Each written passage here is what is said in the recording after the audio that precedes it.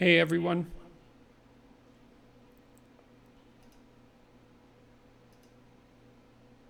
Here we go. So I saw somebody ask right off the bat if there were any women. I think they said girls actually. If there are any women in the audience, and if there are, well, that's good. So welcome. Um, Thanks to all you Patreon people for your continued support. It's a really big deal. It's made a huge difference, and you're a big part of the reason that biblical lecture was so ridiculously successful. I think more than 2 million people have watched it so far. So that's success by any stretch of the imagination. So let's start with some questions here. I've got the live chat going, and we also set it up so that we had questions taken to begin with that people could upvote, which seems to be a good idea. Let's start with one from Practice Cube. What would be a practical approach for developing your shadow? Well, that's a good one. Let's do a little review of Jungian psychology. The first thing is, if you want to know about this, the proper source is Carl Jung's Collected Works, Volume 9. Volume 9, and there's two parts to Volume 9, A and B, published as separate texts. And Volume 9 is called Archetypes of the Collective Unconscious. And the other one is called Ion. But in Archetypes of the Collective Unconscious, there's a good discussion of the persona and the shadow. And the persona, you could say, is a good way of thinking about it. You know, you watch all those rom-coms where there's always kind of a beta male guy who's being real friendly and always failing miserably with the women because basically he's lying to himself and to them. He's a persona. And a persona is the face that you show to the world when you're trying to pretend and to convince yourself and others that you're, I would say, harmless, but we could say a good person. But a good person isn't harmless. A good person is capable of, well, maybe a good person is capable of anything, but is willing to hold that in abeyance. I read this interesting commentary a little while ago on a statement by Christ in the New Testament, and the statement generally interpreted is that the meek shall inherit the earth. But I was looking up the multiple translations of the word meek, and meek is actually derived from a Greek word, of course, because the Bible, at least some of the original forms of the Bible, were in Greek. And that word didn't exactly mean meek. It meant something like those who have weapons and the ability to use them, but determined to keep them sheathed, will inherit the world.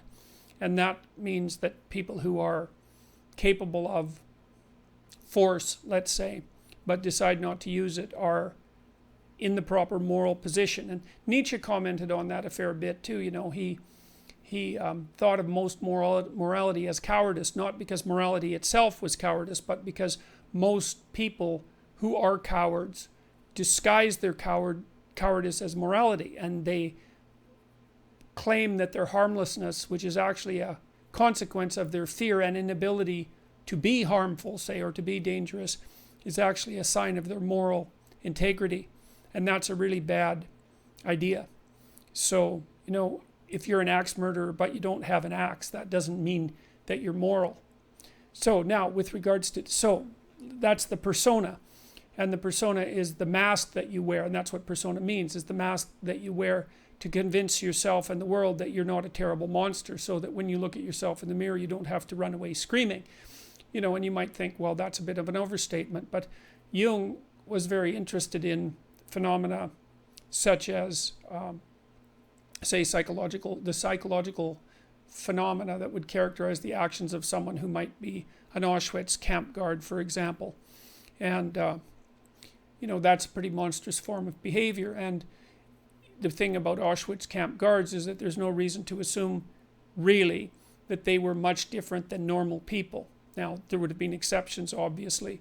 And what that means is that perhaps you too could be an Auschwitz camp guard, and perhaps you would even derive some enjoyment out of it. And you might think not, but you shouldn't think not so quickly.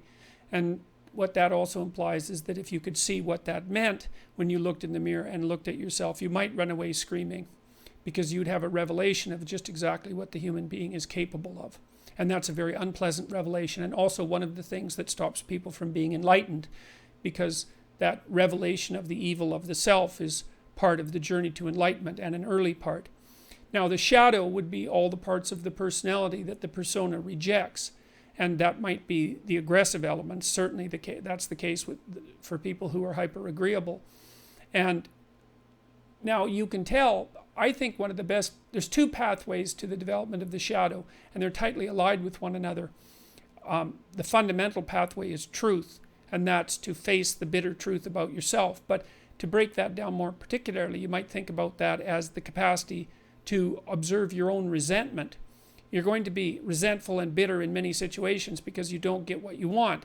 And if you watch that resentment and bitterness, you'll see that it produces fantasies that can be unbelievably dark. And that can be very frightening, and you might not want to admit to yourself that you're actually capable of having fantasies like that, or impulses like that, or aggressive feelings like that. But the thing is that if those aggressive feelings and impulses and fantasies are integrated into your character, it's like you're opening up a dialogue with a part of yourself that can be very forceful and strong and dangerous. And it's really useful to be dangerous, because if you can be dangerous, you often don't have to be. And it's often weak people. For example, it's weak men, generally speaking, who rape. That's a very, very common occurrence, and that's a violent act, but it's born out of weakness, not out of strength, that's for sure. And so, anyways, you attend to your resentment honestly, and you observe yourself and what you're actually like. You got to pay attention as if you don't know yourself, as if you might harbor hidden devils, and then maybe they'll emerge. Now, Jung also felt that sort of embedded inside the shadow were the contrasexual tendencies. And so, for example, sometimes you see people who are well-developed, men, let's say, and we can also talk about women in this regard. Men who've integrated their shadow often also develop a kind of peculiar grace that would be a consequence of not only allowing their aggressive side to step forward, but also their feminine and compassionate side that they may have kept squelched because of embarrassment about it, or because they'd been harassed for being weak, or any number of things.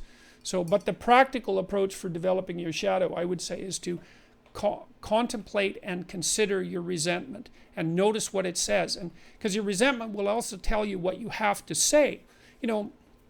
So look at what happened at Google this weekend. James Damore wrote that memo, and you can imagine he was pretty angry and perhaps even somewhat resentful at having to attend that diversity seminar. And I'm really just using this as an example. But what he did was decide that meant that he had something that he had to say. And then look at the consequences of that, man. It's absolutely unbelievable. And so, if you're feeling oppressed at work, or you're oppressed in your life, or you're oppressing yourself, then you got to notice that you're feeling oppressed. Then you have to notice that you're feeling resentful and angry and bitter, and maybe even like Cain in the story of Cain and Abel, because Cain is sort of the archetypal bitter man. And then you have to decide what it is that you need to do in order to remove from yourself that bitterness. And that usually means that there's something that you have to say. And then you have to say it because your soul depends on it. And not only does your soul depend on it, I would say the fate of the world depends on it. Because, you might be wrong, and then you should be straightened out. Maybe you're just being whiny and you have to talk to somebody about that. But it may be that you're actually detecting something wrong, some tyranny that's directed towards you and other people. And it's like your moral obligation to speak up about it. And so many workplaces become toxic, to use a terrible cliche, because the people in them won't speak up for what they actually want, or they speak up too late, and then they're all twisted up about it, and they're torturing other people because they're so unhappy, and so forth and so on. So, practical approach for developing your shadow fundamentally is radical honesty. And Jung said that a genuine moral effort was a good substitute for psychotherapy. What is my opinion on open relationships, polyamory, other forms of non-monogamy? Well, I think that as a medium to long-term strategy, they're completely untenable, because human beings, as far as I'm concerned, are fundamentally pair bonding. And, if you're just talking about casual sex. First of all, I think casual sex is a contradiction in terms. I don't think there's anything about sex that's casual, and I think that people are deceiving themselves badly whenever they think so. They might like to live in a 1970s Playboy adolescent fantasy, but I've never seen that work under any circumstances whatsoever, and I think people get hurt badly. It's also a bad medium to long-term strategy because pair bonding is the most stable arrangement we know of, at least so far. Well, I won't even put it that way. It's the only stable mode of being that we know for the long run, and that's especially the case when you bring children into the equation. So I think it's delusional fundamentally, and I think that people who believe that such things work, I mean, sometimes they're open people and they're creative and they're exploratory and all of that, and fair enough, but often they're just unconscientious and they don't want to take any responsibility, and they want to live in this wish fulfillment fantasy where everybody can have all the sex they want all the time and it's always wonderful and no one gets hurt. And it's like, sorry, that just doesn't work in the real world. So, my girlfriend is quite overweight, but I really love her. Should I try to encourage her to lose weight? Aside from personal preference, is this likely to explode into a major issue down the road?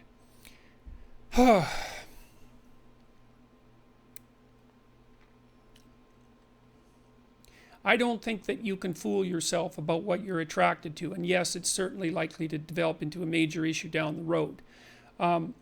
It's tough, because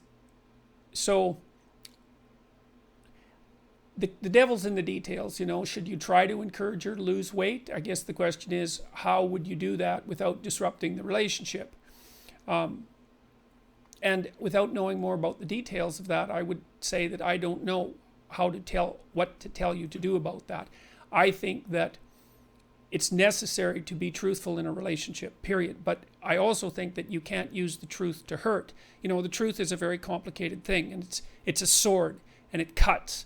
And you can't use it to hurt. Now, maybe you would be subtle enough to figure out some way that you could both embark on a health-promoting endeavor together, and that would work out. But I would say, if you're in a stable long-term relationship with someone, it's pretty much necessary for both of you to address all the issues that are making you unhappy with each other, assuming there's some give and take on that. Because otherwise the relationship can easily come apart at the seams. Like I would say my wife and I are both very hard on each other about our physical appearance, let's say, and I'd gained a fair bit of weight from the time I was, say, 40 till the time I was 50, probably because I was eating things that weren't good for me, and I would say that was primarily carbohydrates. I can tell you, if you want to lose weight, you stop eating carbohydrates, man, you'll lose weight like you wouldn't believe. I wouldn't necessarily recommend it because it has some dangers, but it certainly works. But the alternative the alternative is to pretend that everything's all right, and all that means is that you're likely to get drunk someday and have an affair out of bitterness and spite in the fact that you're no longer attracted to your partner. So it's pretty rough. So that's a pretty rough way of thinking about things, but life's pretty rough. So what is the story behind the logo that you use in your intros? Where did it come from? That logo is called The Meaning of Music, and it's actually a sculpture that I made in 1985 that's about 5.5 feet by 5.5 feet and about 8 inches thick, and it's made out of foam core, which is this. It's a material that's often used as a backing for paintings or for when you get them framed. It's styrofoam sheet about 1/4 inch thick with paper on both sides, and you can cut it very accurately with an X-Acto knife. And so what I did was make a stack of those foam core sheets about 8 inches high, and I made the thing in quarters, and so that it would fit together on the wall because it would have been too big to maneuver easily. And it's a very complicated image. It's actually a three-dimensional representation of a two-dimensional representation of a four-dimensional object. And that four-dimensional object you could think of as, it's a representation of time and space. And I can tell you, I kind of have to hint at what the painting means, or the sculpture. It means the same thing that music means. You know how music unfolds and then something else unfolds within it, and then it unfolds again within it, like a rose opening into the day. or like a lotus flower that sort of comes up from the darkest depths up through the dark water and then blooms on the surface of the water in the sun, and that's where the Buddha, what would you say, symbolically rests. So you can imagine that thing opening, and then imagine that that's what that painting is an image of, and that's the same thing as music. So it's a Mandela image, and for Jung, the mandala was a symbol of the self, and the self was something that unfolds like music, which is actually why we like music. And it's like the rose, the rose that you see, the geometric rose that you see in stained glass. It's the same thing. That's the stained glass window that Pinocchio's reprehensible compatriot, what's his name, Lampwick, breaks when he's in Pleasure Island, and he throws a rock to destroy the model home and to demolish the substructure of Western civilization. And so I had a very intense religious experience at one point when I was contemplating that. So when I drew the image to begin with, I drew it in about 10 minutes, kind of rough, and then I used a straight edge to straighten it all out, and a protractor or a compass to make the curves. But I drew it very quickly, and I'd been reading Jung a lot at that point, like for months of intense reading, and that image sort of popped out of me very suddenly. But it took about 3 months to make the actual image, and then I had only a quarter of it hanging on my wall because it was so big. And I had finished it after about 3 months of work. So this was back in 1985 when I was a graduate student. And I was listening to the Jupiter Symphony, which is the piece of music that I use, that was used for the intro to my videos. And it's a Mozart symphony. And this happened, man. So this happened. So I was really watching that mandala, that quarter mandala that I had made intensely. And listening to the music, trying to understand what the music was signifying, because music has intrinsic meaning, which is a very strange thing. Now, part of the reason for that is that language has meaning, and our language has a musical quality, right? And that's processed mostly by the right hemisphere, so that when people speak, there's a melody in their language, and that carries a lot of the emotional import. And then what musicians have done is figured out how to use that musical faculty, let's call it, that non-semantic musical faculty, to sort of purely denote meaning. That's part of what music means. And so, but I was still trying to understand what the meaning was, because it's nonverbal, the meaning of music, and I was trying to figure out how to articulate that, and that's partly why I made the sculpture, was to get a grip on it and to understand it. And anyways, I was really, really concentrating hard on that mandala and that sculpture, and I had been working on it intensely for about 3 months, so that's a lot of meditation on a single idea. And I was standing in my living room, and then I had this very strange experience. I can't explain this properly because there's no way of really describing it, but I'll do my best. So, in those Renaissance paintings, sometimes you see, well, first of all, you see great sunny skies with massive, stupendous, impressive billows of clouds, and then light shining through, the sunlight shining through in streams. Sometimes that's captured very beautifully by, especially English, later artists, usually that are later than the Renaissance, but you see it in Renaissance paintings too. And you also see in Renaissance paintings, especially in the earlier phase of the Renaissance, the sky opening up and God sort of peering forth through the clouds. And that's exactly what seemed to happen to me, is that I had this sense. It was like a vision, although I was still in my living room and knew it. But inside the theater of my imagination, I could feel the sky opening up. Now, it wasn't the sky. It was, I would say, the only way I can really think about it is that it was something like another dimension. And then I could feel this force descend upon me, which I think was something that, would have been considered classically something like the Holy Ghost, I suppose. And it filled me with this intense sense of paradisal,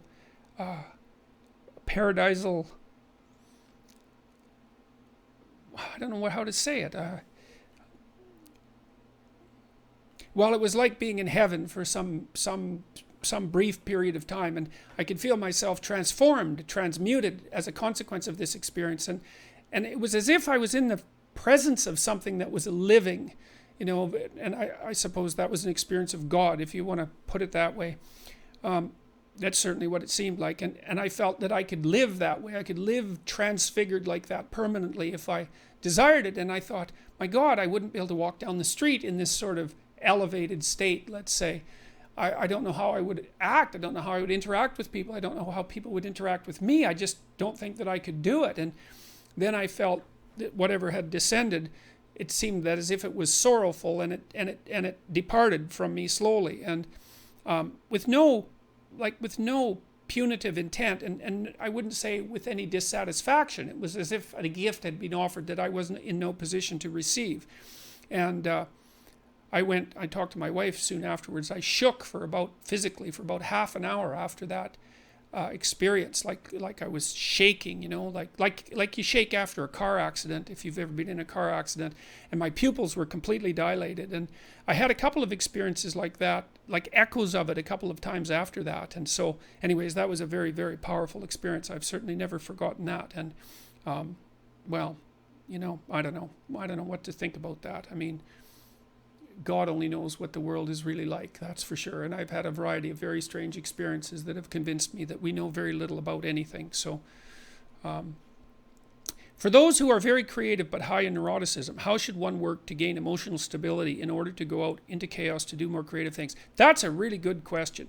I learned about that by reading Jung's works on alchemy, weirdly enough. And so back again in graduate school, when I was starting to write maps of meaning and really tearing myself apart psychologically, trying to understand evil, I suppose, the evil of the Cold War and the evil of the individuals who composed Nazi Germany and Stalinist Russia.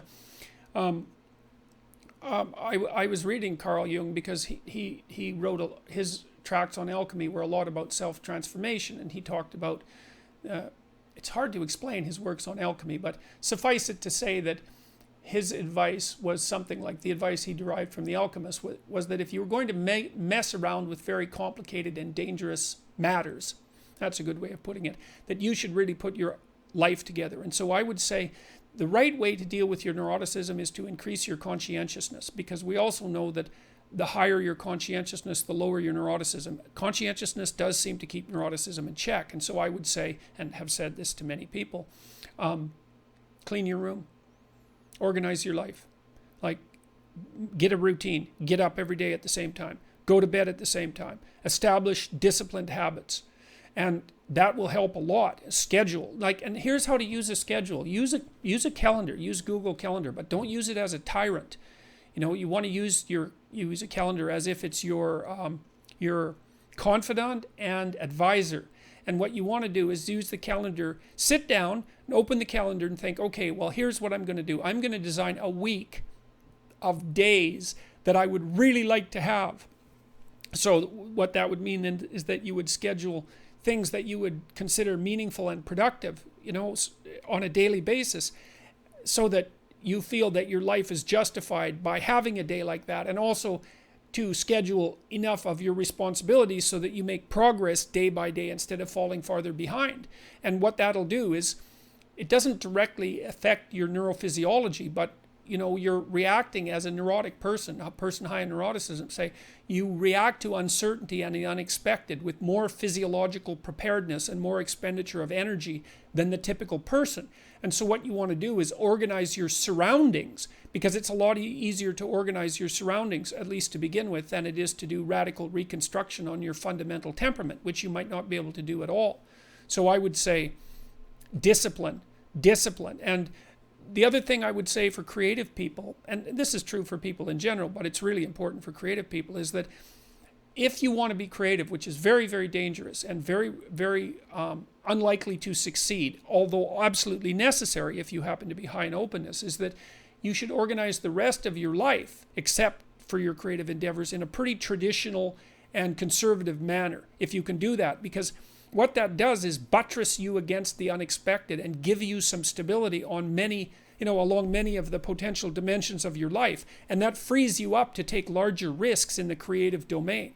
Now, it's hard for creative people to do that because they're sort of blasting out, laterally in all directions simultaneously. But you exhaust yourself that way, and you also risk scattering yourself. Louis Watterson here had a question. How would you suggest someone who's a jack of all trades and master of none conduct themselves? Well, you're probably high in openness, high in creativity. And one of the dangers of being high in creativity, especially if you're also high in neuroticism, is that it's hard for creative people to catalyze an identity because they're basically pan-like. like Peter Pan, or like Pan, which means everything. The god of the forest is the god of everything to some degree. And the problem with being everything is that you're also nothing at the same time, because you never specialize. And so I would say that if you're, I think that being a jack of all trades is pretty damn useful, but I would also say that it's really necessary to buckle down and find one primary mode of discipline. And Jack or Louis, if you can't figure out what you should do, then guess. Just pick something that you think that you could hit hard and concentrate on. You don't have to be perfect at it. You don't even have to get it right. But pick something rather than nothing, or pick something rather than all things. And then set yourself to master that. Because, you need to have a discipline, a primary discipline. It's absolutely necessary to succeed in life. Now, once you have a primary discipline, then you can branch out and become a multiplicity in your disciplined approach, and then you're absolutely bloody unstoppable. But you really need that initial disciplinary routine. This is something Nietzsche knew very well. He said, for example, I just wrote about this today, that it was the long unfreedom of Europe's subjugation to the dogmatic structures of the Catholic Church that ennobled the European mind and gave it the capacity to widely range that it eventually developed. But it was that initial subjugation, that initial voluntary slavery, that produced the discipline, that produced the spirit that could then go out and do other things. And it's really, really useful to subjugate yourself to something voluntarily. I think that's partly why it's useful to practice a religious faith, because you subject yourself to a disciplinary structure that way. And you might think, well, that's all oppressive and all of that. And of course that's true. But it also makes you disciplined. And once you're disciplined, like you're like a sharpened sword, man, like a well-tempered blade. And then you can go out there and operate in the world. So, and if you haven't found your passion, then I would say, well, don't wait around till you find the damn thing, because you may never find it. Is pick something and focus on it, and if you move strongly and forthrightly towards it for a number of months at least, or even a number of years, and then you find, well, that wasn't the thing for you, it isn't going to be a waste anyways, because most of the time the pursuit of any disciplined knowledge pays off, even if it doesn't pay off in the way that you initially expect. So Alex Bernstein said, what is the female equivalent of the hero archetype? That's a great question, man.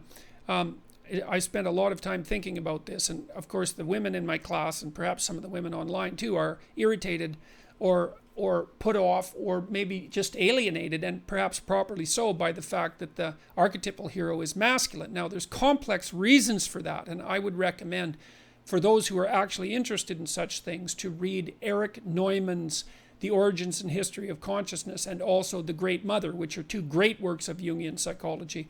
Camille Paglia, by the way, is a big fan of both of those books, for those of you who might be interested, because Neumann does the best job that I know of describing why the symbolism of the hero is laid out the way it is, why Mother Nature is mother, feminine, and why the hero is masculine. Now, but here's how I've come to understand it, and I'm going to use Christian symbolic language because it's the quickest, it's the shortest route to this sort of explanation. So I would say that in the male psyche, the dragon slaying hero is at the forefront, and so that would be Christ in the archetypal mode, because this dragon he defeats is the evil that is encompassed within the figure of Satan. So that'd be like the ultimate dragon. And then behind that is the feminine, the compassionate, the caring, and that would be embodied, say, in the Christian figure of Mary. So you have in the male and female soul, let's say you have Christ and Mary, but in the male, Christ is foremost, that's the dragon slayer, we'll say, and Mary is the secondary character. And although both should be very well developed, and that makes for a much better character. And in the female, it's the other way around, is that the maternal / feminine, so let's say Mary, is at the forefront, and Christ is in the background. The dragon slayer is at the background, but should be well developed. Jung felt that it was possible for men to develop the more feminine side of themselves, especially in the last half of life, which is also when he felt that women should develop the more masculine side of themselves. And we could debate that, but it's a perfectly reasonable proposition. Now, we should note that the figure of Mary is actually what would you say, a heroic figure in and of itself, because you can really understand this if you look at Michelangelo's Pieta. So in that great sculpture, you see Mary who's holding the crucified Christ, and that's basically her son, right? Her son who's just been offered up to the world and betrayed by his friends and broken on the cross. And in other words, he's been subject to the worst that life can throw at him. And the thing about Mary is that she knew initially, when she agreed to give birth to the Savior of mankind, that he would be broken. And that's an archetypal story, because women know in their heart of hearts that their children are going to be broken and killed by the world. That's the human condition. And so and of course a woman who's well developed loves her child more than herself, loves her child more than anyone else, which is something you can't really understand until you've had a child, but is still willing to bring that child into the world, knowing full well what his or her fate will be. And so there's a real heroism in that. And then there's the standard heroism that a woman can undertake, where she develops her masculine side, which is basically what happens, for example, in Sleeping Beauty. When Sleeping Beauty is awakened by the prince's kiss, you can think of that. You can think of her being rescued by an actual man, but you can also think of that as the masculine part of her psyche waking up her unconscious femininity so that the two of them can unite and rule the kingdom. It's a perfectly reasonable interpretation of that story. And so that would be the development of the masculine side in a female, the side that's stalwart and forthright and willing to go forth into the world and conquer uncertainty. And then there's the Beauty and the Beast archetype, which I think is in some sense the primary female sexual archetype. And Beauty and the Beast is another kind of dragon slaying story. It's more like a dragon taming story, I suppose, where the woman, the virginal woman who's out for an adventure, finds a beastly male. And that's the dangerous man that I was talking about earlier, right? The man who has the capacity, say, to kill, the capacity to harm, the capacity for violence at hand, right? At hand. And then proceeds to tame him, which is a real adventure. And, we know that this is the case because, again, we can refer to those, those rom-coms that are so popular now, with the failed beta males always trying to make friends with the girl and failing. The girls are interested in the rough guys who have the capacity to also be sophisticated and to be, let's not say tamed, but civilized into channeling their harsh roughness, their capacity for evil even, into productive competition, and because competition can be very productive, and then the sharing forth of the fruits of that competition with family. And so those are all heroic aspects of feminine being, and they're not to be taken lightly. They're major life tasks and major life contributions. And I guess another part of the heroic element of the female is the subjugation of her own primacy with regards to her child, because my daughter just had a child, by the way, so I'm a grandfather, so hooray for that. And it went really nicely, and I'm so happy about that, because A, I love my daughter, and B, I really, really like kids. I think they're so great.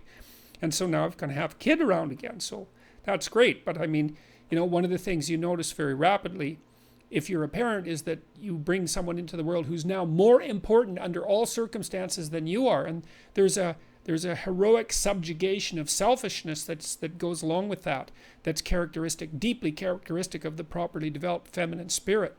So what is it that you are doing to avoid becoming arrogant? Your current situation is very inviting for that. Yeah, well, I would say a good dose of existential terror will cure you that. There's a saying in the Old Testament that the fear of God is the beginning of wisdom. And first of all, and there's some real truth in that, I don't want to make a mistake. And so I live in constant terror that I'm going to utter some damning phrase that's going to sink everything I've done. And so I'll tell you, if you feel that way about the situation, then the probability that you're going to be arrogant is pretty damn low. And I don't feel I have any reason to be arrogant, Here's something you could do if you're really interested in this, but it's really hard. There's a paper by Carl Jung called The Relations Between the Ego and the Unconscious. And it's an unbelievably brilliant paper. It's very difficult to understand, but it has to do with what Jung called ego inflation. And so imagine that as you move up a hierarchy of authority or competence, we're not going to call them dominance or power hierarchies because I don't think that's reasonable. But as you move up, you have the temptation of having your ego inflate to match your hypothetical position of status. But what that is in some sense the taking on of the archetype as if it's a personal triumph or a personal construct or a personal invention. And Jung warned very, very strongly against that. And he knew what he was talking about because, of course, Jung had his followers and was an extraordinarily powerful man from a spiritual and a physical perspective. He was certainly no pushover and a very brave person. And he had the temptation of becoming, well, a cult leader, for example, which people have accused him of being, and which he certainly wasn't. And he knew that, if you have the privilege of rising in a hierarchy, what that means, if the rising is real, is that the archetype is operating through you, and that you can't take credit for that. You have to separate your personality in some sense from the archetype. I can give you a funny example of that. It's like, and I hope that nobody takes this wrong, but it's very comical. You know how all the superheroes have an alter ego? So you can't be Superman unless you're also Clark Kent, and you can't be, well, Batman isn't such a good example because he gets to be a playboy billionaire like Iron Man, but Superman's a better example. He's this mild-mannered and meek reporter, and without that he can't be Superman. It's like, well, that's the reason that's such a well-established comic trope, is because comics are deeply mythological, and there's the idea there that the person has these two elements, and one is the archetypal, and it's associated with the infinite. It's like the God in man, you could say that. There's a great icon, by the way, of Christ as Pantocrator, one of the very earliest icons that show him with two different facial halves. The eyes are different, and the face is asymmetrical, and one face is the face of God, half face is the half face of God, and the other is the half face of man, and he's holding a book. I'm having Jonathan Pageau, who's a brilliant carver, I'm having him carve me that image so that I can put it in my front porch, because I love it. And Christ is holding a book, and so it's such a beautiful image, this idea of man as a duality between the finite and the infinite, and simultaneously holding forth this wealth of knowledge that's been gathered by the human race. It's mind expanding visual imagery. Anyways, back to the arrogance issue, is that I'm so what would you say, attuned to the fact that I'm barely staying on that line between chaos and order, and that any foolishness on my part or any attempt to manipulate the situation for my own, let's say, selfish personal gain, that sort of impulsive and shallow and immature and short-sighted personal gain, that willingness or wish to lord it over other people or to feel in some sense superior. Man, if I go there with the exposure that I've got right now, I'd be sunk so fast that it wouldn't even be funny, and that would not be pretty, and I would not want that. So I'm doing my best, man, to keep myself on the ground and where I want to be. And I've got my family to help me with that, and I've got my friends who are offering me corrective criticism on an ongoing basis, and I listen to the negative comments on YouTube, and I try to pay attention to them and evaluate them and not just dismiss them out of hand. If they're crude or crass or any of those things, then I'm less likely to pay attention to them. But even when I'm called far right, I pay attention to that, because, well, you got to listen to your enemy. That's the thing. That's another New Testament injunction. You should listen to your enemy, because your enemy will tell you things about yourself that no one else will tell you. Now, some of those things might not be true, but some of them might be. And if your enemy tells you something terrible about yourself that's true, then he's immediately become your best friend, because you bloody well want to know if there's something terrible about you so that you can get it rectified before it ruins your life and ruins your family's life and, detrimentally affects the course of the world and all of that. So, in one of your lectures, you said the film Frozen was garbage. I don't think I said garbage. I think I said reprehensible propaganda, which I believe it was. Can you elaborate on your thoughts on the film? I can't, because I haven't seen it recently enough to... the only thing I can say is that I left the film with the strong sense that it was produced for ideological reasons, and it was produced as a sort of anti-Sleeping Beauty, and I felt that was entirely inappropriate because it wasn't a genuine artistic attempt. It was an ideological statement. I actually really liked Moana. I hope I'm pronouncing that properly. I thought it was that, I like that, that little girl in the movie allied herself with this very, very powerful but rather uncivilized masculine force. And I thought they got the archetypal balance in that film really quite nicely. So I thought it was quite beautifully done. So I liked Moana quite a bit. What were you like when I was 25? Well, I was obsessed.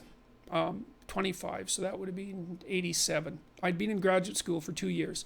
Well, you know, when I was 25 or so, I probably weighed about 138 pounds. I smoked like a pack of cigarettes a day. I drank tremendous amount of alcohol. I was from northern Alberta, this rough little town up in northern Alberta called Fairview, and you know, there were long winters there, and my friends were heavy drinkers, and most of them dropped out of school by the time they were 15 or 16, went off to work on the oil rigs, and you know, it was a rough town, and we drank a lot. And I started when I was 14, and you know, and so I had a lot of bad habits, let's say, and things that were, and I wasn't in great shape physically, and I was also still intellectually obsessed by, as I am now, and so that would have been in 85. But I decided around then, about 85, 84, something like that, maybe a little earlier, that I was really going to try to get my act together, and so I started doing that. First of all, I quit smoking. Well, that took a long time because I eventually had to quit drinking too in order to quit smoking, and I started working out, playing sports, which I'd never done. I was a small kid. I'd been skipped a grade, and I was a small for my age, so sports were never, especially team sports, were never really a domain of expertise for me. Although I skied and went trapping with my dad, and went, you know, cross-country skiing and camping and all that. So, but when I went to graduate school, I started swimming. The first physical exercise routine I did, I enrolled in a swimsercise course, I think it was called. So it was me and this like really overweight kid, and like these 60-year-old women and men, they could out exercise me like mad. It was really embarrassing. Me and the overweight kid, you know, we'd be just panting ourselves 3/4 to death at the end of the bloody workout, and these 60-year-old women who weren't in great shape were like, you know, chatting away as if nothing was going on at all in the pool. So that was quite embarrassing, and as was going to the weight room, you know, because when I started I could barely bench press 75 pounds, and people used to keep coming over and helping me, which was the last thing I bloody well wanted, but certainly needed. And I got to the point where I could bench press 225 pounds. I think that was the best I did, and I gained about 30 pounds of muscle in a year and a half, so that was a good thing. So like I was kind of a wild man, and you know, I'm a little bit manic in my temperament, and so you know, I was kind of going every direction at the same time.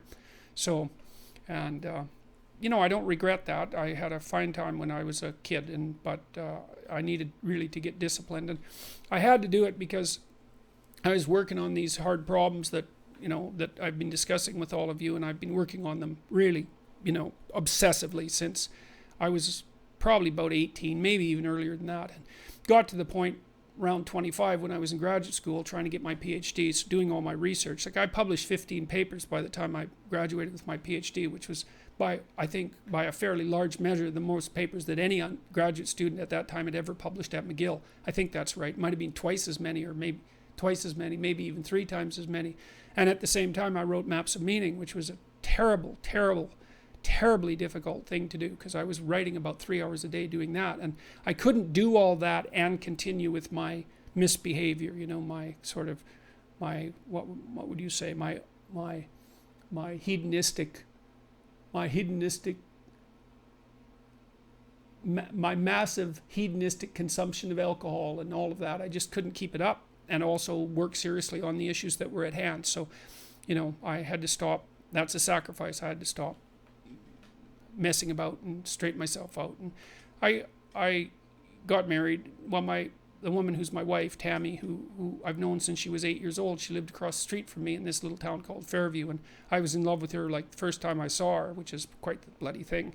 So that's worked out pretty well for me. But she came to live with me about the same time, and you know, we decided jointly to get our act together, and we swore that we'd tell each other the truth, which I think she's actually done better than me. Like I don't think she's lied to me ever in our entire marriage, which is unbelievable, you know, and it's been so useful because I can really tell her things and we can really talk. So I tell you, if you want to have a good relationship, man, you embed it in the truth, because if you don't embed it in the truth, you don't have a relationship. It's just lies. It's a tissue of lies, and it will dissolve in the chaos as soon as a crisis comes along. So the truth is a terrible thing, but not compared to falsehood. So, all right, so let's look at the live chat here.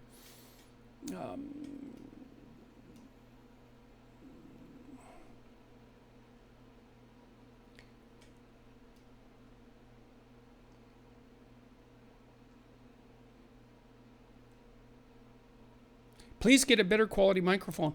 Well, I'm really hoping that the microphone that I'm using right now is working well. It should be. It's a really good microphone. It's what do you call a Rode, and I thought I was using it for quite a while there, but I'd reorganized my office and I actually had unplugged the Rode, and so my voice was unwittingly, unbeknownst to me, coming through this little Logitech high-def micro or video camera that I have on top of my speakers, and it might even be doing that for now, right now, as you know, for all I know. I hope not. No, it says the microphone is Rode NT USB, so maybe. God, I hope so. Anyways, you know, I've been mastering a lot of technical equipment in the last year, and so I've got most of it under control, but I don't know if I have all of it under control. So some fan, and I wish I remembered his name because he deserves it, sent me this microphone, so hooray for him, and hopefully I'm going to get access to it. So let's see here.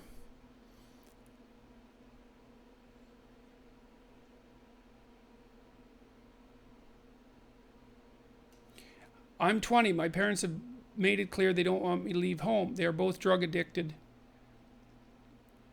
depressed, and antisocial. How do I leave without killing the only positive relationship they have? Well, I think you have to ask yourself a different question. I think you might have to ask yourself the question of how do you maintain that positive relationship into the future if you don't leave and have your own life? You know, because you have to be thinking over 5-year periods here, or even decades. And first of all, you deserve to have your own life. Like, your parents should be fostering your independence. It's their moral duty to foster your independence. Now, hopefully they can do that in a way that makes you strong and that makes you better able to have a relationship with them.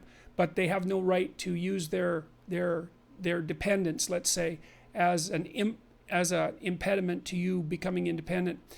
Drug addicted, antidepressed, and antisocial, despite all of that, they should be saying, you get the hell away from us as fast as you can. You get out there and have a life. And if you can put yourself together and we get to see you from time to time, wouldn't that be a wonderful thing? So, you know, you don't get in your children's way. You don't get in your children's way. So I would say, and you know, I can't give you advice because I don't know you, and the devil's always in the details, but I can say generally that you won't be able to maintain a positive relationship with your parents if you do so at the cost of your own destiny, let's say. That isn't going to work out. So, and no one has the right to deprive you of that destiny. Family or not, man, you're to operate out there in the world like an independent soul and to make your way through the world and to offer what you have to offer. And those who love you should be behind you and encouraging you to do that in every possible way. And if they aren't, then you have to seriously think about whether or not whether or not they have your best interest in mind, and B, whether or not it might be better for you and for them if you went and did what you needed to do anyways. So I would say that. So do you have in mind a more specific breakdown of the social sciences? I presume you mean in relationship to the postmodern neo-Marxists that have taken over so much of the university. I would say philosophy seems to be in pretty good shape, strangely enough. It isn't exactly clear why.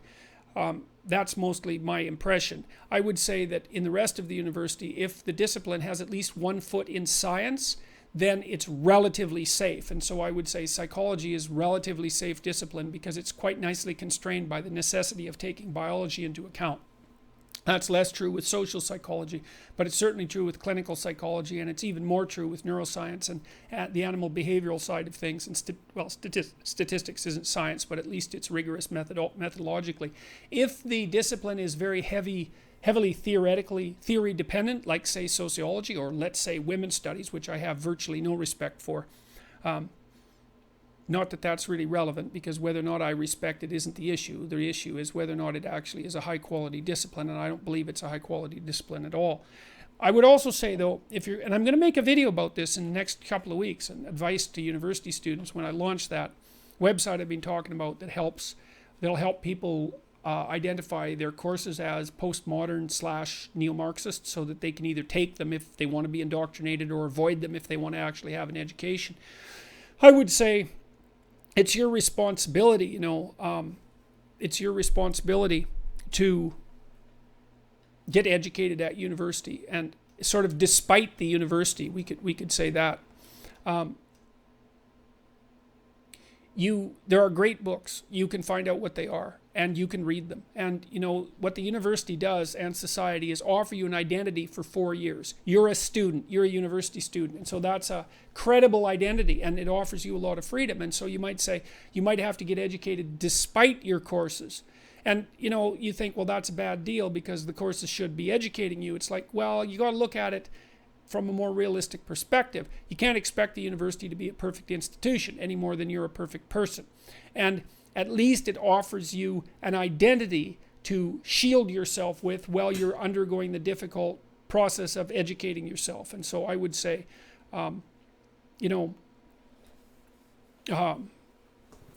take responsibility for education. Find professors that you respect and who challenge you, and don't fall prey to the cynical attitude that you take the course for the grade, or that you should write what the professor wants to hear. I mean, you have to be a real corrupt professor before you'll mark a student for producing an opinion contrary to yours that's high quality. I mean, even the more corrupt professors, even in the more corrupt disciplines, I think are fairly rarely guilty of that sort of thing. So anyways, if it's grounded in science, it's more likely to be reliable. That's the first thing to know. But the second thing is to know it's your responsibility to get educated, and the libraries are full of great books. You can figure out what the great books are. In half an hour you could make a list of 50 great books. I have one on my website. You could read all those. That'd take you about 2 years probably to really do a proper job of it. You read the great classics, scientific and literary, historical, all of that. You'll get educated, and then you'll be sharp and coherent and articulate and powerful and able to formulate arguments and able to negotiate and able to formulate problems and solve them. And that's exactly what you should be doing when you get educated. It has tremendous, tremendous economic value, and that includes education in the humanities. So, all right. Did I fail any classes in university? I had to retake stats. I wasn't good at stats. I got it eventually. I needed to know, well, I'm no mathematical genius. We can start with that.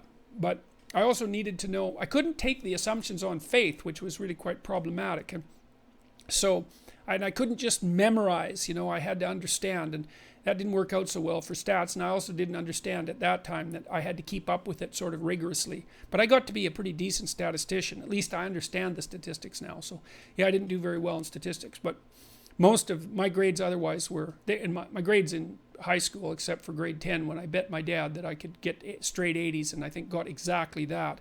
My grades in junior high and high school were pretty dismal because I absolutely detested school, partly for my own reasons, because of my own problems and immaturity, but also because I found it painfully unchallenging, let's say. But in college and university, I got very good grades, and which was a good thing because I would have never got into clinical graduate school without that. So, yeah.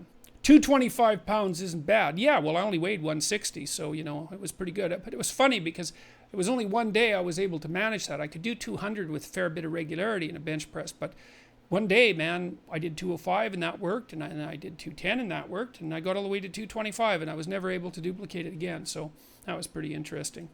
So Jared Chan says, you claim hierarchies are efficient enough, yet you claim 99% of creative people get stuck at the bottom. Oh, yeah, well, that's not a contradiction.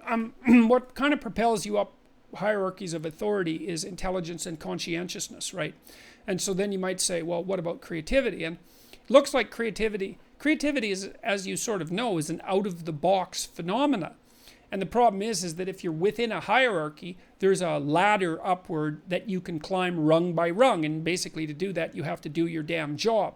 Now you might say, yeah, well, isn't creativity, necessary? And the answer to that is absolutely, but it's not that useful when you're at the bottom, because who the hell wants to hear your damn creative ideas when you're just starting out? You're just a pain in the neck. Even if you're right, even if you're brilliant, you're just a pain in the neck if you're creative at the bottom, because you're coming up with all these radical ideas that are going to shake up the structure of the hierarchy. And plus, you haven't indicated your credibility. You haven't demonstrated your credibility to any great degree. So people are going to just write you off they're just going to write you off because it's easier than taking you seriously. Now, the funny thing is that as you climb up the hierarchy, creativity becomes increasingly necessary, until when you're at the very top, it's absolutely vital. And many companies suffer from the fact that they, promote conscientious people continually up the ladder, and then they end up at the top with no creative people. But it's hard for the creative people to climb to the top, because creativity isn't one of those things that ratchets you up a hierarchy of competence. So they're efficient on the conscientious end and efficient on the intelligent end, but creativity is a whole different thing. I mean, partly because how the hell do you evaluate a creative person? You can't, by definition, because to have a structure of evaluation means that something has to be done in a tried and true and measurable manner, and that isn't what a creative person does. Like they make a left turn, a 90-degree turn, and they say, well, I'm going to do it completely differently. It's like, well, how is someone going to evaluate you if you do that? Now, you might be right, and creative people are often wrong, but sometimes and vitally dead right when no one else is. But it's really problematic. I mean, if you're a creative person, your best bet, I would say, is to discipline yourself and ground yourself in something relatively practical that will enable you to eke out some sort of living, and then to practice your creative endeavor on the side. You can head headlong into it and try to make money and be creative at the same time. But I'll tell you, man, my experience has taught me, and this is a lot of experience and a lot of watching, and it's not something I'm happy to say, is that it's very difficult for creative people to monetize their creativity, and most of the time it's an exercise in futility. So what you have to do is stabilize yourself in some sort of productive and traditional domain, and then use your extra time to work creatively and see if you can branch out that way. You can always try to start a small business too, or even a big business, but again, that's a high risk, high return proposition, and there's a technology that goes along with that too. You can't do that like a fool. You have to know what you're doing in order to do that. So what evil deity will enslave the human race come the eclipse? I think that's probably the god Kek. That would be my guess, as far as I've been able to tell so forth. Could you please tell the difference between equity and equality, and why is equity dangerous? Well, it's not actually equity and equality. It's equity and equality of opportunity. Well, it's a truism, I think, that's agreed upon by liberals and conservatives alike, that the interests of individuals and society are best served by opening the door to the participation of all who are qualified, regardless of their attributes in domains that have nothing to do with the qualifications for the position. So imagine that as a worker, and that would include managers, executives, etc. As a worker, you have a function like a tool. You're a tool, and I wouldn't be too down on that. It's good to be good for something, and it's in society's best interest that those who are able to be the most efficient tools are the ones that are placed in the position. And so you want to open up the competitive landscape to all players, not least so that society can most effectively exploit the people who are most productive. Now, it also has the side benefit of allowing individuals to utilize their talents and to take their place in the social world. But people are very diverse in their abilities, like incredibly diverse in their abilities. And that's mostly evident, for example, in the domain of intelligence, because, well, the range that includes the majority of people runs from an IQ of about 85, or let's say 70, to an IQ of 130. Although there's plenty of people who are outside those domains. It's like at 70, you're pretty intellectually impaired, right? You're not going to graduate from high school with an IQ of 70, except under very, very extreme circumstances. With an IQ of 83, which is about 10% of the population, 85 is 15%, you're going to have a hard time reading well enough to follow instructions. And with an IQ of 115, you're going to do pretty well at a sort of mid-level community college. And so an IQ of 145 is going to prepare you for like high success in complex domains, say like law or managerial positions where the environment is transforming very radically. There is immense differences between people in their cognitive ability, and in their conscientiousness, and in their negative emotionality, and in their energy levels, and in their creativity, and all sorts of traits. And because of that individual diversity, there's no reason to assume that there is going to be equality of outcome. And that's what equity is. I've got to change the battery in my camera.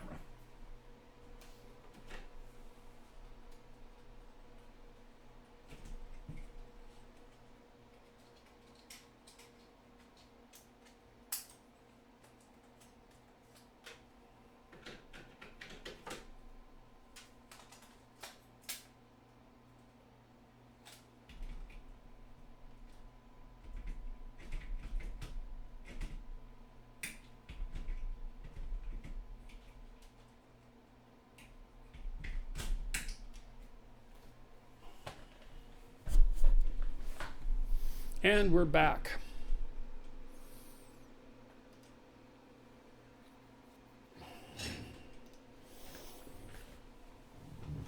Apologies for that. With this DSLR, whichever it is, there's some, I won't go into it. I have to change the battery after about an hour or so. Anyways, back to intelligence. What was I saying?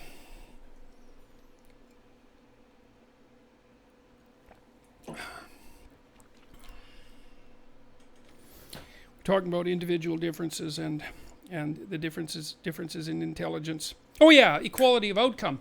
Well, the only way, given the wide range of human capacity,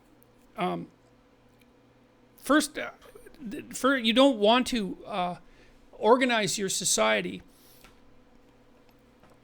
such that every single category of outcome has exactly proportional representation from every single possible category of person, because that isn't, you have to use so much social force in order to make that occur that the consequences, the negative consequences, will far outweigh the benefits. It's better to open up the marketplace to allow a very large range of hierarchies to emerge, and then to let people compete for their position, to compete and cooperate for their own positions.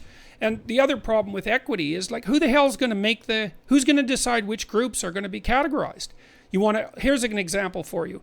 Let's imagine you stratified the population by IQ, which we do, by the way, although we don't do it as evidently and obviously as we do, say, by sex, or perhaps even by race. Would you actually recommend that an equal number of people be drawn from every category of IQ to be surgeons? I mean, that's palpably absurd. So there's too much social engineering required to produce equity of outcome. Now, having said that as well, the historical data on equity are absolutely clear. The societies that have tried to aim at equity are the terrible communistic societies of the 20th century, and they were so goddamn so unbelievably murderous and counterproductive that it beggars the imagination. And so I can't even believe we have a conversation about equity, because it's such a pathological idea. It's completely invalidated by the historical data. So, all right, what does my average daily schedule consist of? Well, that's fairly straightforward. I get up around somewhere between 6 and 8, and then I work till 10, as hard as I can, flat out, every single day. So, and I've been doing that with very little variation, although it's been much more extreme in the last year, since 1985. Like, I work I would say 14 hours a day, at least 14 hours a day. And so that's about 100 hours a week. And the time that I don't do that, I spend with friends, but mostly with my family. And so, yeah, and I work as efficiently as I possibly can. I'm always trying to do everything I can as fast as I possibly can. And I'm accustomed to that because, like I said, I've been doing it for 30 years. So that's my daily schedule. And I don't know even what I would do if I didn't do that.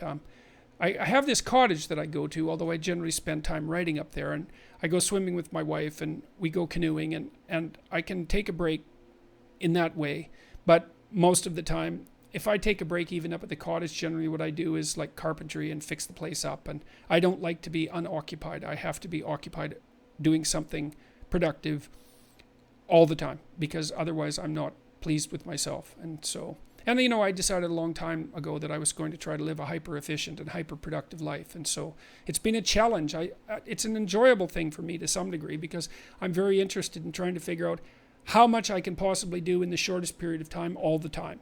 And that keeps you alert and awake, and it's a great challenge, and it lends my life a substantial amount of meaning, and it's been very successful. So, you know, so that's kind of what it's like.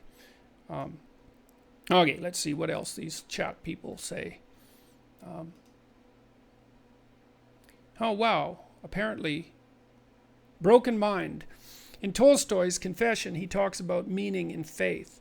He had many problems with religion and the church. How can a non-religious person find a meaningful non-religious faith? Oh, well, you know, it depends on what you mean by non-religious. You know, I would say, for broken mind, you know, I was thinking about this today. I was writing about this today. I was writing about Dostoevsky as compared to Nietzsche. And Nietzsche was a great critic of Christianity. And so was Dostoevsky. But Dostoevsky, I think, trumped Nietzsche with regards to his attitude towards Christianity. And I think you could really see this. You could read the Brothers Karamazov. I would really recommend that. Broken Mind, everything. Get your hands on Dostoevsky. Read everything you can he wrote. Because Dostoevsky really, and you like Tolstoy's Confession, read Dostoevsky. But, Dostoevsky has this character in the Brothers Karamazov, Alyosha. And Alyosha is a monastic novitiate, and who's a kind of a naive guy intellectually, although a very good person. A simple person intellectually, let's say, perhaps not naive. And he has this older brother, Ivan, who's a devastating intellect and a handsome man and a rake with the women and really a well put together human being, although quite nihilistic and cutting in his intellect. And Ivan can absolutely demolish Alyosha in a debate and does quite regularly. But Alyosha basically wins the argument in the book, let's say, as the book plays itself out, by acting like a good person. And I would say, if you want to develop a religious faith, in some sense, forget about trying to develop faith in God. I don't think you can will yourself into that. I'm not even sure that you should. But I do think that you can decide that you are going to do what you can to live a meaningful life and be a good person and start to meditate on what that means and then to start to put it in practice. And then you find your religious faith in the domain of action rather than conceptualization. And that's really the primary domain in which it should be manifested anyways. Like the primary Christian commitment, for example, is the imitation of Christ, not the belief in his divinity, or the belief that he died for the sins of mankind or any of that. And I'm not making light of that. But the primary moral injunction is to try to live the archetypal life within the confines of your own subjective being, to try to live the most divine life that you can. And if you try that, and if you take that seriously, and if you meditate upon that and ask yourself what it might mean, then I think you'll find the religious element of your life fleshing itself out quite nicely. So that's the answer to that question. Thoughts on the drug epidemic? Well, I'm not sure there is an epidemic any more than there always has been. I know that there is now a tilt towards drugs in the U.S. in particular, like meth and fentanyl and the other opiates, and that's quite a catastrophe. A lot of that is occurring among people who don't have meaning in their lives, I would say. And you might think that's a facile answer, but it's not. Like here's the rat literature. Like if you take a lab rat, typical lab rat is genetically bred to be identical with many other lab rats, and he lives alone in a cage, and he's got a pretty miserable rat life because rats are social animals and they don't like to live in cages by themselves. And you can get a lab rat in a cage addicted to cocaine in no time flat, and he'll like press a lever for cocaine reward, pretty much to the exclusion of all else, including sex and often including food. But if you take that same rat and you put him in a rat family, in a rat social hierarchy, in a rat environment, and give him something that rat like to do so that he can be satisfied, it's very difficult to get him addicted to cocaine. And so I would say the reason that people take psychomotor stimulants, and all the drugs of serious abuse are psychomotor stimulants, regardless of what else they might be, they activate the dopaminergic system, which is the system that tracks reward and that is associated, that's activated when you pursue valuable goal-directed behavior. If you don't have that, if you don't have a valid goal, if you don't have no real valid meaning in your life, if you don't have a valid ambition, then you don't have any way of activating that system. And why the hell wouldn't you take drugs? It's like you have to have something better to do to not addict yourself, So I would say that a huge part of the current epidemic in the U.S. in particular is manifest among broken men who have no real place in society, and providing them with money isn't going to help that. They need a productive and meaningful existence, and which is the paramount goal, should be the paramount goal of social policy, for example. It isn't the alleviation of poverty that's really the issue, because people in the West aren't poor. There might be a bit of a distribution problem, but we're not poor. What we have is we have a problem of meaningful engagement, and that's what has to be addressed, and that's why I do the work that I'm doing. So Are you aware of the similarities in the work of Anthony Robbins and with a lot of what you are doing in the self-authoring suite? I'm not specifically aware of the similarities, although I know that Anthony Robbins is a well-known motivational speaker, and generally motivational speakers try to motivate people to pursue something productive in their life. So, I would say likely that there are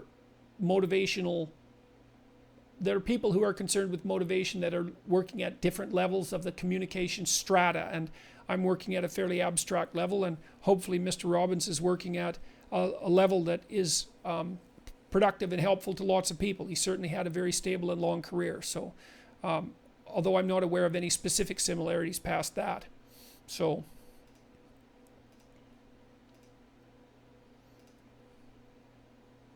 what do you think about ADHD? I have it. I am frustrated by my failures in life. Because of it, I am trying to become a chemist and I am failing at school.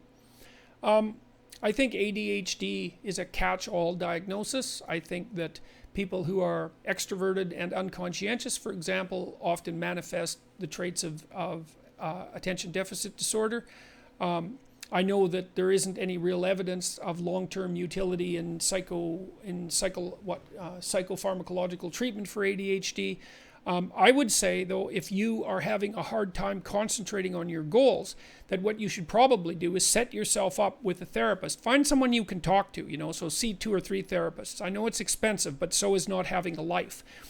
Find someone you can talk to, and then make it, and someone practical, probably a behavioral therapist would be best, and then have them set goals with you and help you strategize to stay on track week to week. That's the best thing, or to set that up with a friend if you can't do it with a therapist. So that's the best advice I have for that. And keep at it, man, but you got to learn to schedule, you got to learn to break your days down into disciplined subsections, and you got to practice at it. And there isn't an easier answer that I know of, but having someone that will help keep you responsible, I think, can be useful. I've seen that be useful for people who have attention deficit disorder, let's say.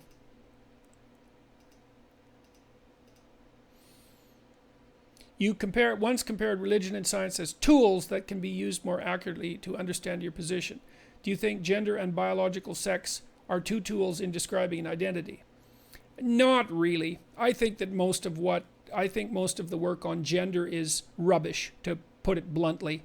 I get what is meant by it, that there is a socio-cultural layer specifying gendered behavior on top of biological sexual identity, but I think it's been so polluted by political idiocy that it's a concept that's almost entirely invalidated. It's used for perverse purposes. It's not used as a tool of understanding in most situations. So I think that the concept of gender could be useful if it was used to specify the purely socio-cultural layer of like sex type behavior, and I think it could conceivably be used in that way, but I see very little evidence that it ever is. So, my brother is a soldier in Iraq. As a clinical psychologist, what should one do when coming from such a chaotic place back to a tame and structured one? Well, I guess that would depend to some degree on exactly the nature of his experiences in Iraq. So it's hard for me to elaborate on that further. I mean, I would say, though, that one thing he could really do, and this is somewhat self-serving, or could appear to be somewhat self-serving, I suppose, is I would strongly recommend that your brother do the self-authoring suite when he comes back, because it'll help him, and probably concentrate on the future authoring program to begin with, because it might take a while when he gets back before he can meditate on his experiences without that meditation being harmful. So, for example, there's pretty good evidence if you've had a traumatic experience that you shouldn't re-subject yourself to the traumatic experience repeatedly before, say, about 18 months or something like that is passed. And it isn't exactly obvious why that's the case, but there's a pretty good literature indicating that it is. So I would say that when he makes the transition from Iraq back to normative society, that the first thing he should do is generate a plan, a plan about how he would, and this would be the same even if you were coming out of something like prison or making a radical change in your occupation, is you need a plan, right? You need a plan so that you can because you can't just make that adjustment without knowing what you're doing. So that's what I would recommend. And if he does come back traumatized, then I would say traumatized soldiers often have to develop a very comprehensive philosophy of good and evil, and so that would either mean perhaps talking to a decent clinical psychologist about what his experiences were, or perhaps reading some of the literature. And I've outlined those books on my website at jordanbpeterson.com that can be really helpful in understanding, in helping someone understand the evils of atrocity and warfare, and even the necessary evils, let's say, of atrocity and warfare. So,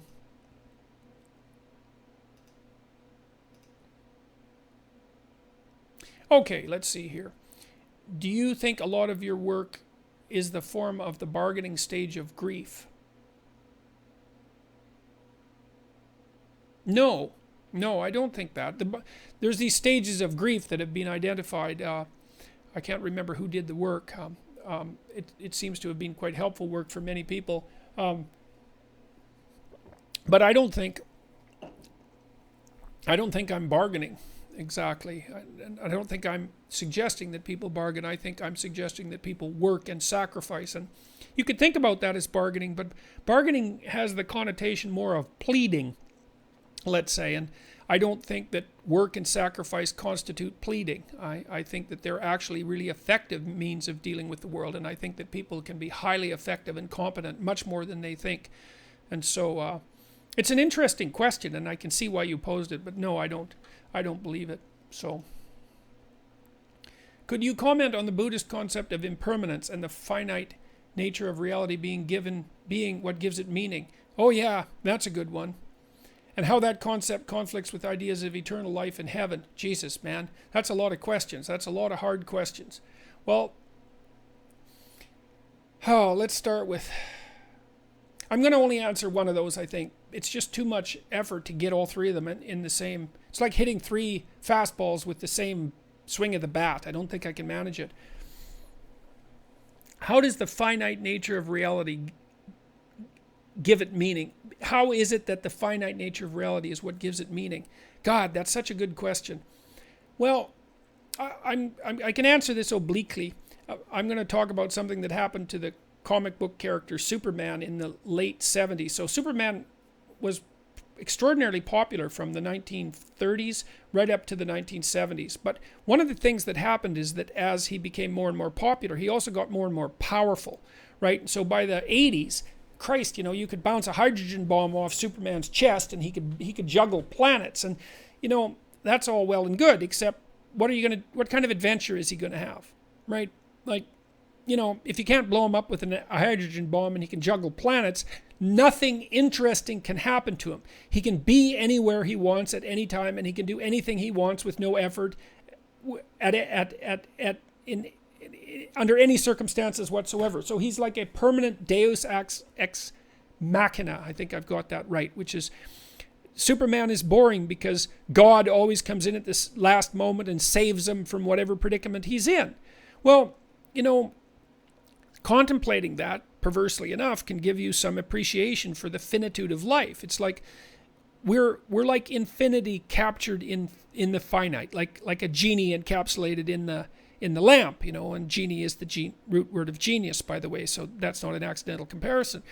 And it's this strange combination of infinite capacity that characterizes human beings to some degree, with this terrible finite limitation that does in fact make our lives the adventures that they are. And so this is quite nicely documented in the Tao Te Ching, by the way, and I would really recommend the translation by Seth Rosenthal. I really think it's elegant, and the Taoists are very good at formulating the utility of non-existence. In fact, I think there's actually a verse in the Tao Te Ching called the utility of non-existence, where they talk about the empty space in a pot, giving it its utility, and so that's what the pot isn't, in some sense, that makes it what it is. And that's also the case with human beings, is that we have these intense limitations that we can then attempt to transcend, and that it's meaningful to transcend those limitations in such an interesting way. And I don't know what that means in the final metaphysical analysis, but you see that we do this voluntarily to ourselves too, because bored people will place restrictions on themselves just for entertainment. That's exactly what we do when we play a game. So for example, if you're playing chess, you subject yourself to all sorts of arbitrary limitations, right? There's only a certain number of things you can do with the chessboard and the chessman. And then you open up a whole universe of possibilities by adopting those limitations. And there's something about that that speaks deeply to the absolute nature of reality and maybe justifies the tragic finitude of being. It's something like that. And that's how it looks to me. And I've thought about that quite deeply. So, can an introvert thrive in the field of law, or should they avoid it altogether? Yes, actually, we gathered a lot of data on lawyers and extroversion. It doesn't predict law, what would you say, proficiency at law at all. It's not associated with it at all. What predicts proficiency in law is intelligence and conscientiousness.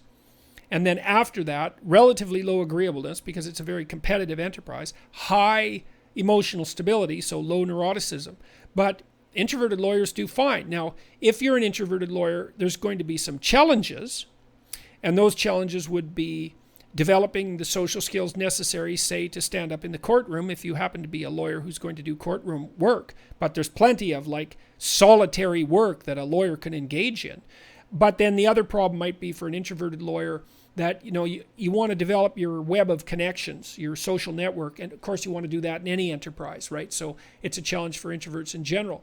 But I would say there's absolutely no reason whatsoever to assume that law is a discipline that an introvert should avoid. So, you know, go for it. But you need to be conscientious, right? Because it really matters if you're conscientious as a lawyer, and you should have a pretty decent verbal intelligence, because otherwise it's going to be a hard road. Because lawyers have to deal with an awful lot of verbal material, and they have to formulate complex arguments. They have to be able to write and communicate. And so, you know, you want to think about those elements of your temperament more, I would say.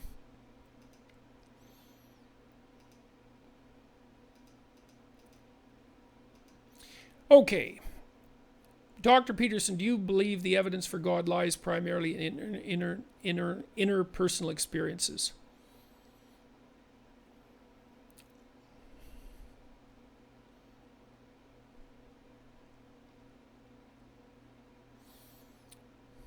Well, it lies to a great degree in interpersonal experiences, although I don't even know if you could call that necessarily evidence for God. It depends on what you're willing to accept as evidence. Like even that experience that I had, that I described earlier in the Q&A, isn't evidence for the existence of God. You know, it was certainly a religious experience, and I found it extremely compelling, but from a scientific perspective, it's almost worthless as evidence because it's purely subjective. Now, I think there are elements of experience that cannot be got at objectively, and so I'm willing to take subjective experience under some circumstances as evidence, insofar as if I have a subjective experience that I find credible, I'm willing to act on what I believe to be its meaning. And so I'll test out my interpretation of that experience pragmatically. And that's good enough for me. I'm willing to consider that evidence, but you can't really consider that scientific evidence. So,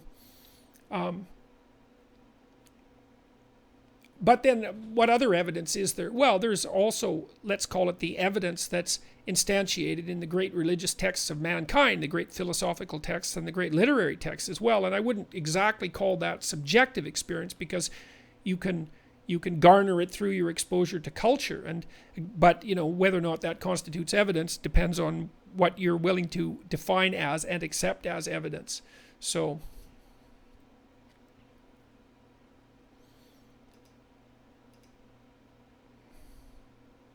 I'm told that my overanalyzing is a double-edged sword, but I'm suffering from being this way. Yeah, well, you're probably, you know, high in openness, and maybe you're very verbally intelligent, so you're pretty much stuck with that. Maybe you've got a bit of mania to you too, and I don't mean that in a negative sense. I find relief when I drink alcohol, smoke, or take certain drugs because it slows down my thought process. How can I use my overanalysis to my advantage? Well, I would say find yourself a difficult cognitive problem to solve. You know, pick a challenge. But, you know, you also might consider talking to someone. You find relief when you drink alcohol. That might be an indication that some of what you're overanalyzing isn't so much a consequence of excess cognitive power, but an excess of high negative emotion. And so that would be illustrated in, say, high trait neuroticism. We're going to release the Big 5 aspect scale here later this month, and you'll be able to take that, and it'll give you a pretty good detailed description of your personality. And there's 2 dimensions of neuroticism: withdrawal and volatility. And, if you're overanalyzing because you're what do you call that? Ruminating, that can be a consequence of high levels of anxiety. And the reason I'm suggesting that is because you said you find relief when you drink alcohol, and alcohol is a very powerful anxiolytic agent, anti-anxiety agent. And so lots of people who have high levels of anxiety do ruminate, and so overanalyze, let's say, and they find relief when they drink because alcohol is a primary anxiolytic, like Valium, like benzodiazepines and barbiturates. So the fact that alcohol gives you relief probably indicates that some of what's driving your overanalysis is anxiety. And then you could, exercise can really help with that. I would also recommend, this is something really to think about, I don't know what your eating habits are like or your sleeping habits, but if you are an anxious person and that's manifesting itself in, say, neurotic overanalysis, there's 2 things you can do very rapidly, 3 things really, that will help quell that. 4 things even. Number 1, get up at the same time every day. And I would recommend in the morning, because that's when people generally get up, and it's good to do what everyone else does unless you have a good reason not to. Number 2, eat a large breakfast, right? Keep it carbohydrate light. Don't eat toast and and Fruit Loops. That's not going to do the trick. Make it fat and protein heavy, and eat more than you want. You might say, I'm not hungry in the morning. It's like, this has nothing to do with what you want or what your appetite is. It's like, you need to eat in the morning.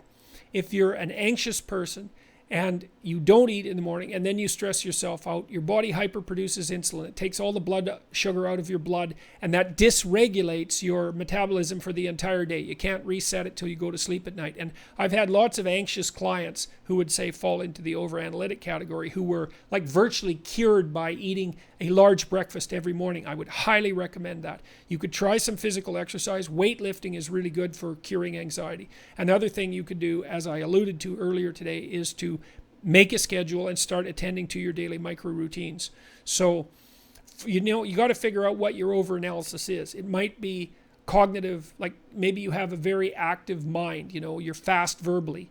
Are you fast verbally? One way you can find that out is to do something like write down as many words as you can that begin with the letter S, for example, in 3 minutes. Do that with a bunch of your friends. And if you're someone who writes down way more words than anyone else, then you're verbally fluent, and that might be driving some of your overanalysis. But my guess is that you're suffering from some rumination that's related to anxiety. And so I told you what I think the simplest ways are to rectify that. So I hope that works out for you. Let's see, what else have we got here? Okay.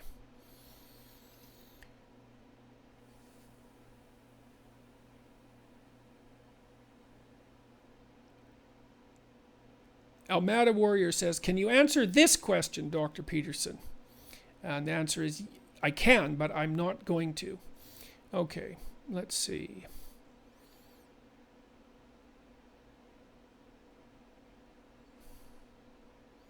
Loki Doodle says, I cleaned my room finally. That's good. I hope that it has a pronounced positive effect on the rest of your life.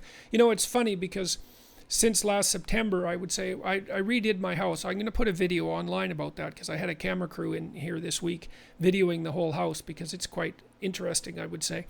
But since I've stepped into this chaotic domain last September, my room has been a mess. The rest of the house hasn't been too bad, but I've never got to cleaning my room. I finally did this weekend. And what was interesting, because when I did it, I've been doing a lot of other things, but that doesn't help keep at bay the negative psychological consequences of being in material chaos. When I cleaned my room this weekend, it made it easier for me to finish this chapter that I've been obsessing about. So that was quite interesting. So, cleaning and organizing your room is no joke. It's a great meditative exercise, especially if you take it seriously. And you're not trying to make it look neat, although that's not a bad aim. You're trying to turn the room into somewhere that the person you want to be could live. So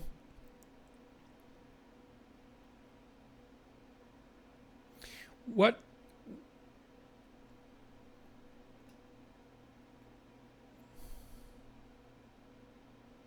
Do I believe that there's any connection between leftist identity politics of past decades and the emergent white identity politics of the alt-right? Yes, I think there's a direct causal connection. It only stands to reason that if identity politics is going to be the acceptable mode of communication, that there are people who are on the white side of the equation, let's say, who are going to decide that they're going to play exactly the same game, clearly, obviously, and horribly, because I'm no fan of identity politics, but what's sauce for the goose is sauce for the gander.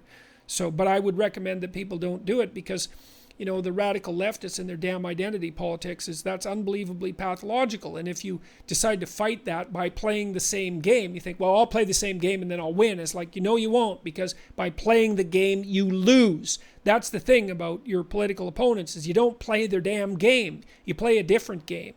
And so, what I've been trying to encourage people to do is, instead of playing the collectivist game, and that would include alt-right identity politics, say, is to play the individualist game and to get their act together. The best revenge, I would say, but you shouldn't be doing it for revenge, but the best revenge against the collectivist leftists is to live a stalwart, meaningful, and high-quality individual life. And that's also the pathway that requires the most responsibility and sacrifice, and so I think is the most honorable and least self-deceptive.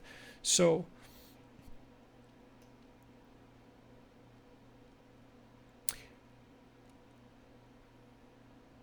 what is your view on the book/movie Fight Club? I thought Fight Club was deeply fascist in a very interesting way.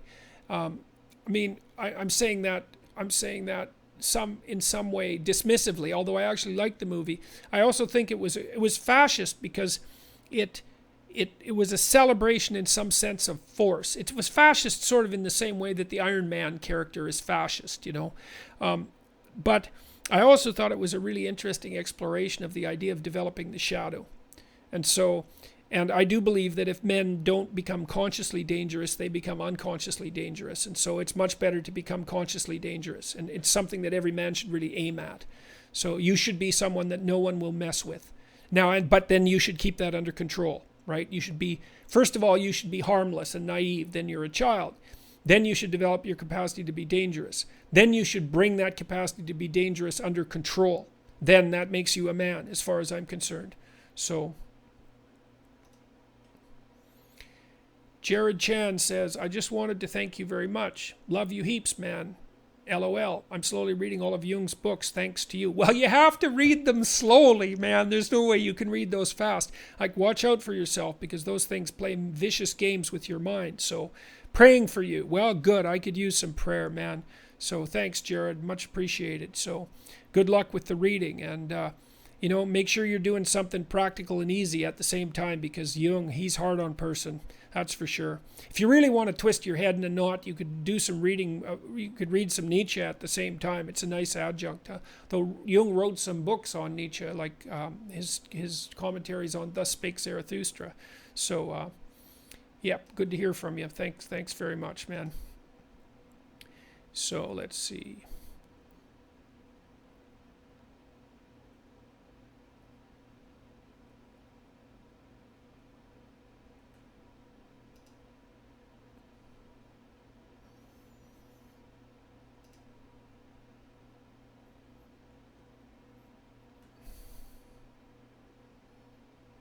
Whoa. Still haven't quite mastered this live chat thing. It zooms around quite a bit.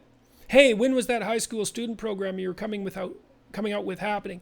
Oh, that's the future authoring, the self-authoring program for high school students. Man, we're trying to get that out within a month, but I can't say for sure because it's a software development program, but we're aiming at the fall, that's for sure. So, and we're hoping it'll be a killer like the university self-authoring program was, For those of you who don't know, you probably all know because you're Patreon subscribers, but the future authoring program seems to improve the performance of college students by about 25%. We're hoping with the high school students to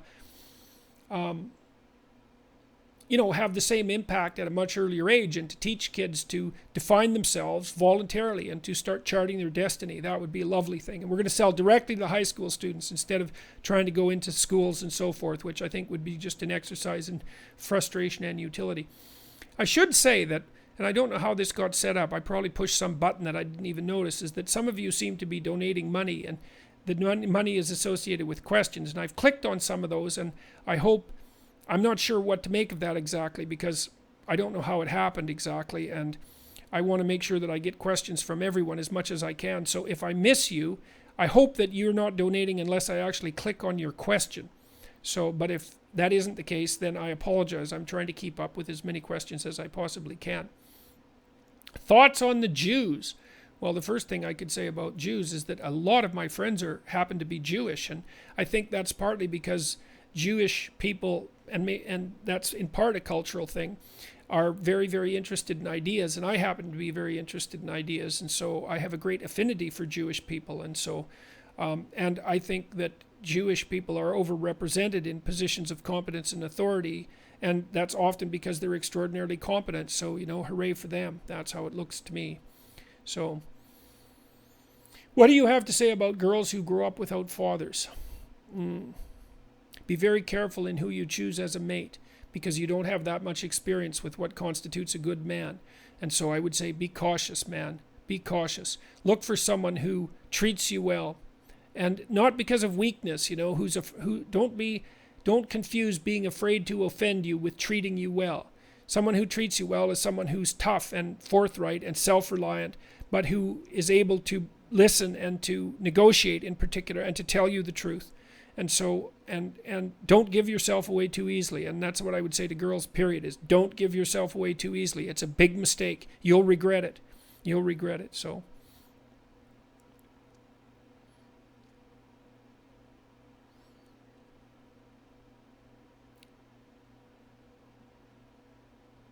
I'm starting to slow down here.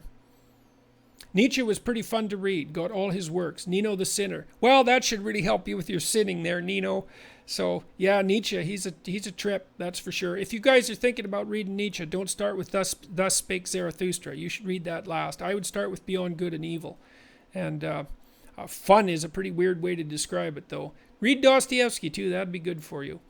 What advice would you give to a person high in agreeableness and conscientiousness? Get a significant other who is left-leaning, or one who is leaning towards radical leftism? I would say get a significant other. Don't get a significant other based on their political predispositions, Get a significant other that you can trust and that you are attracted to and that you want to build a life with, and leave the political stuff for when it's necessary, because the political stuff should only be engaged in when it's necessary. Do you think Islam is compatible with the West? Not in any self-evident manner. So, although I would also say that Islam is part of the West, we should actually give that some consideration. Do you mean, is Islam compatible with Christianity? I hope so, but it isn't obvious to me in what manner it's compatible with Christianity. We'll see. That doesn't mean that Muslims aren't compatible with Western society. Many Muslims are no more radical Muslims than Christians are radical Christians. In fact, many Muslims aren't any more Muslims than many Christians are Christians. And so, I would say, generally speaking, across populations, people are pretty decent, and as individuals, generally speaking. But that doesn't necessarily mean that the belief systems that they inhabit are commensurate. So, Alt Cap Right says, I think you should fortify your ideas on Christianity. I am doing my best to do exactly that. So, Dr. Peterson, what was your relationship like with your mother and father? It was and is pretty good. They're both still alive, thank God. I just went up and saw my dad for his 80th birthday. He's in good shape. I actually gave him a Kekistani flag as a joke, which he really appreciated. So I think he's got that flying up in his cabin way the hell up in northern Saskatchewan, which I think is pretty comical. I love my parents deeply. They've been a great source of support for me. My father, I had some struggles with my father when I was an adolescent, partly because I was depressed, and so was he.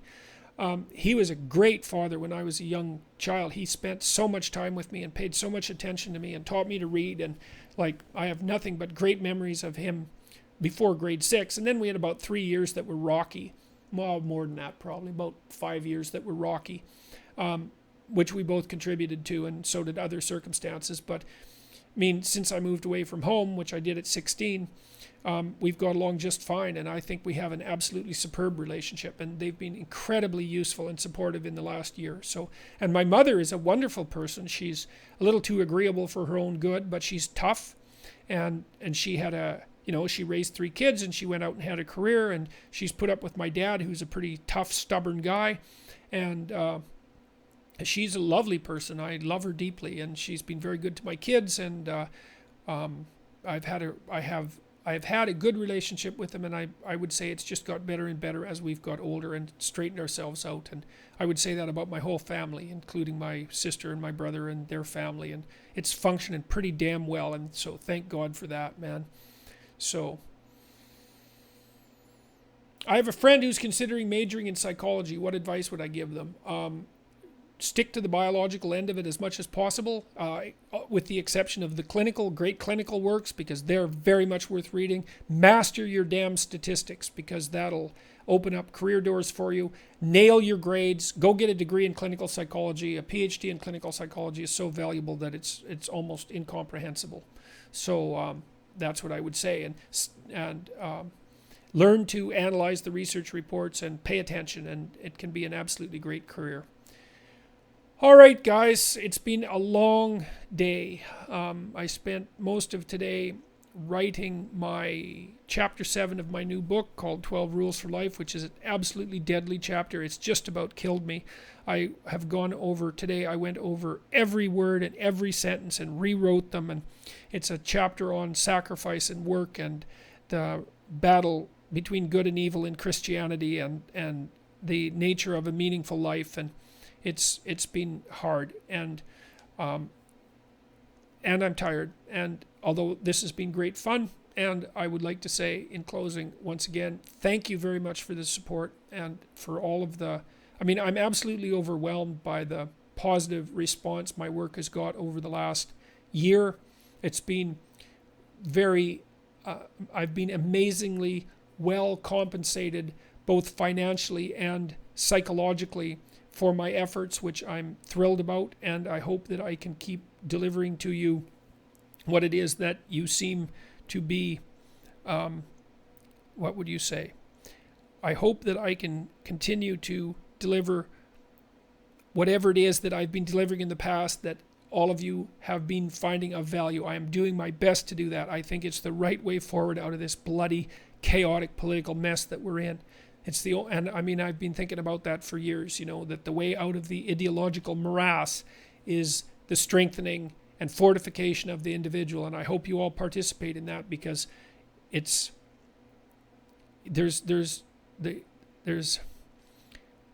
a cliche, but I'm getting tired, so it's the best I can do. There's no limits to what a person who decides to put themselves together can do. And so I would very much encourage all of you to aim at that, because what the hell else have you got to do in this vale of tears, this tragic vale of tears, but put yourself together and prevail. And so on that note, man, over and out, and I'll talk to you all in a month.